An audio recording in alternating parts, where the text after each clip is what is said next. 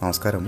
ആദിദേവനായ സുബ്രഹ്മണ്യ സ്വാമിയുടെ ക്ഷേത്രത്തിലെത്തിയാൽ ഭക്തജനങ്ങൾ എല്ലാ പേരും മുരുക മുരുക എന്ന് ചൊല്ലി പ്രാർത്ഥിക്കാറുണ്ട്. എന്തിനാണ് ഇങ്ങനെ എല്ലാ പേരും മുരുക മുരുക എന്ന് ചൊല്ലി പ്രാർത്ഥിക്കുന്നത്? വരൂ, നമുക്ക് വിശദമായി നോക്കാം.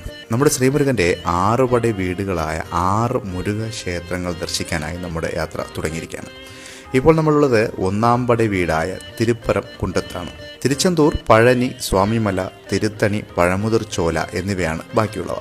അതിരിക്കട്ടെ, എന്തുകൊണ്ടാണ് നമ്മുടെ പഴമക്കാർ ദിവസവും ഒരു തവണയെങ്കിലും മുരുക എന്ന് വിളിച്ച് പ്രാർത്ഥിക്കണമെന്ന് പറയാറുള്ളത്?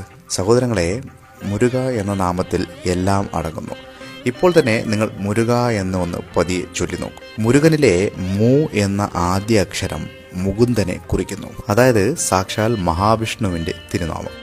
രു എന്ന 2-ാമത്തെ അക്ഷരം രുദ്രനെ കുറിക്കുന്നു, അതായത് സാക്ഷാൽ മഹാദേവന്റെ തിരുനാമം. ക എന്ന 3-ാമത്തെ അക്ഷരം കമലനെ കുറിക്കുന്നു, അതായത് സാക്ഷാൽ ബ്രഹ്മദേവന്റെ തിരുനാമം. നോക്കൂ, മുരുക എന്ന ഒറ്റ നാമം ചൊല്ലി പ്രാർത്ഥിച്ചാൽ ത്രിമൂർത്തികളെയും പ്രാർത്ഥിച്ചതിന് സമമാണ്.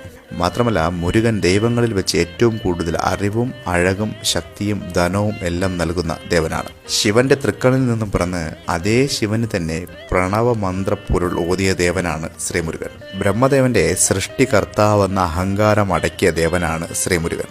ഒടുവിൽ അതേ ബ്രഹ്മദേവൻ തന്നെ പൂജിച്ച ദേവനുമാണ് ശ്രീമുരുകൻ. മാതുലനായ മഹാവിഷ്ണുവും മുരുകനും ഒരുപോലെ ശക്തിയിൽ തുല്യരാണ് എന്നൊക്കെ പുരാണങ്ങൾ പറയുന്നു. ഒരു ചെറിയ അറിവ് ഏവരിലോട്ടും എത്തിച്ചതാണ്. ഇനി മുതൽ എന്നും മുരുക മുരുക എന്ന് ചൊല്ലി പ്രാർത്ഥിക്കുക. സുബ്രഹ്മണ്യ സ്വാമിയുടെ